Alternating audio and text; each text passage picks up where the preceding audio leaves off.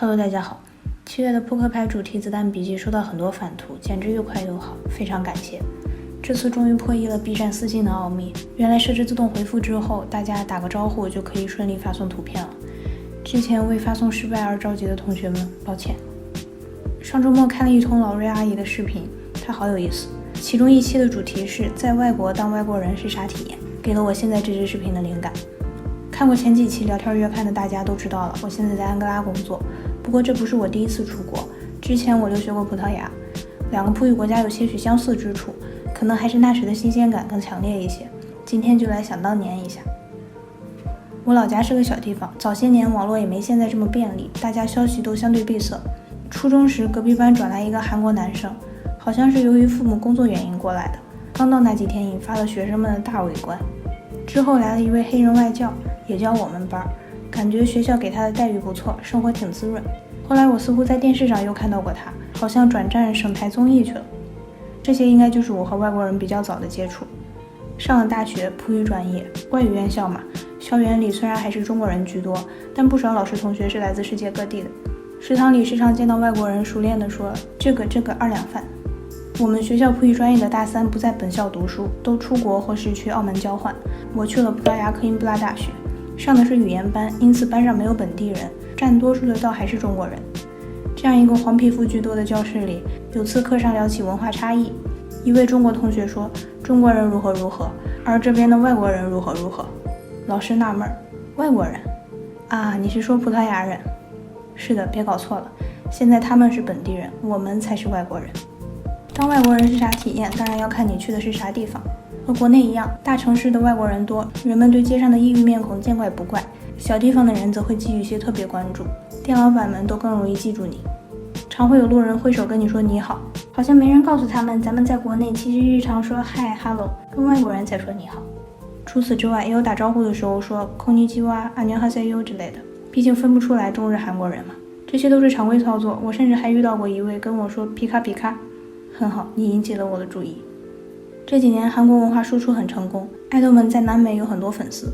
我身边有漂亮同学在阿根廷读书时，走在路上莫名被求合照的，可能是被误认为明星了。不过幸而不会有人偷拍，咱们国内确实有偷拍外国人的现象，不好，大家不要这样做。在欧洲学习很棒的一点是方便去其他欧洲国家，在葡萄牙我还能日常交流，去别国旅游就有点虚，说起来旅游的话题也不知道啥时候能再出去玩。总之当时开口要说英语，脑海里奔腾的都是些葡语单词和语法，不过试2次就会发现可能对方说的还不如自己，因此俩人虽然有点鸡同鸭讲，但都很努力的在沟通，不必发怵。英国我没去过，据说他们很会说英语，那应该会体谅游客的水平的，也不用怕。在大城市景区，普通人或许不会过多关注异域面孔，小偷却不会放过猎物。我有次在里斯本坐热门观光线路的公交车，接连遇到2对小偷夫妻档。第一对下手时我是围观群众，第二对下手时我就成了目标。幸好当时我和朋友都算警觉，这才免于受害吃土。如果不是单纯逛景点，而是生活一段时间，就会有更多机会和本地人聊天。有的人有备而来，从一句我会说中文哦开始，你就可以保持微笑，努力猜测他究竟是不是在说中文了。如果多聊2句，他可能会惊呼，哇，你葡语好好。别轻易当真，国外不太有专业学语言的，一般是当做辅修。如果他们知道我学了几年才这水平，可能就不会这么惊讶了。再说咱们夸老外中文说得好的时候，不常常也是鼓励的成分居多吗？语言专业的学生往往会起个外语名，比如我叫 Olivia。 西方人对此表示困惑，还整个艺名，为啥不干脆用本名呢？等他们多尝试几次你的中文名发音就能理解了，这都是为了方便你我他。再多聊一些stereotype 刻板印象，或许就要稍稍浮出水面了。这也是老瑞阿姨那期视频所聊到的。我感觉在咱们这个话题里，刻板印象就是国际化的地图炮，但很可能是没有炮火味道的。某个假期，我和俩同学一起去葡萄牙远离大陆的海岛上玩，那边游客很多，亚洲人却不多。出了机场要坐大巴，每人8块钱车费，我们总共3人。司机兼售票员小哥开始算，8加8等于16，我说一共24，小哥继续，16加8等于对24。可能是我太敏感啊，小哥的笑容好像有点你们果然数学好的感觉。海岛很美，处处是景，短暂的假期不够慢慢逛，于是我们报了1日旅游团，跟着小巴环岛。午餐大家一起吃，有米饭，典型的西普风味，松松散散，没点大米该有的样子。我就没吃，剩了下来。旁边来自东欧的大叔问：“你亚洲人咋不吃米？做的多好吃呀？”我礼貌地回答：“对我来说不算好吃。”强调了对我来说。对面美国老夫妻评价道 ：“She's being politically correct。”我当时听了觉得好有趣，好像他们说的不对，又好像对，我无法反驳。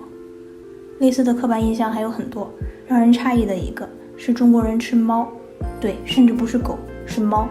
这是一个葡萄牙老师上课时说起来的，我们表示哪有？不过广东同学翻个委屈白眼，别看我也不吃。你看我就说吧，国际化地图炮。其实我觉得只要不是故意挑衅，刻板印象还挺有意思的。最近在看 Rick and Morty， 里面要是没有刻板印象得多无聊呀。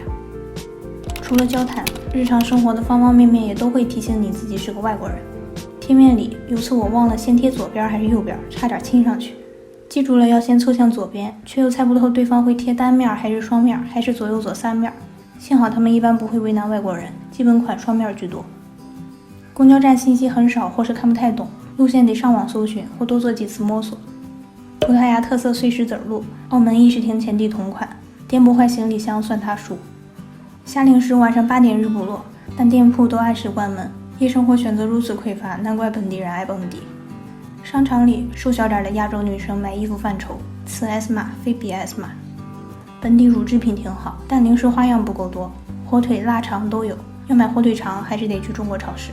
说起来，科林布拉小城市没啥好吃的中餐馆，还得趁着假期出去玩，在大城市里找中餐解馋。国内人手大屏智能机，这里键盘机还颇常见，就别提生活必备的 app 了。当然了，我说的是前几年的情况，不知道现在怎么样。不光是日常想念淘宝、饿了么，音乐、影视版权还不支持海外播放。晚上是网上冲浪黄金时段吧，但国内是凌晨，压根没人更新。诸如此类，欧洲人的生活就是这么朴实无华且枯燥。在这枯燥的生活中，我发现欧洲一些大城市的火车站、汽车站有些老旧，城市现代化程度不及国内，但农村的基建往往挺完善，而且没有数小强新的零件感。另外，在葡萄牙时，我好像比在国内更经常看到残障人士，这和无障碍设施的完善程度以及路人的目光都不无关系。或许现在的国内更适合奔跑，葡萄牙则更适合散步吧。生活一段时间后，会逐渐适应这样的节奏，自己慢慢切菜，做点吃不死的饭。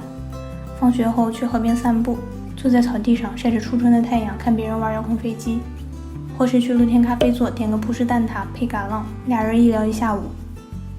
就在你以为自己要融入当地生活时，外国人，你的下一段旅程开始了。好了，以上就是今天要跟大家聊的在外国当外国人是怎样的体验。说的是我几年前在葡萄牙的事儿，也不知道最近是啥情况。如果大家有类似的或是不一样的经历，都欢迎弹幕评论分享。那就感谢观看，欢迎留言交流，咱们下次再见，拜。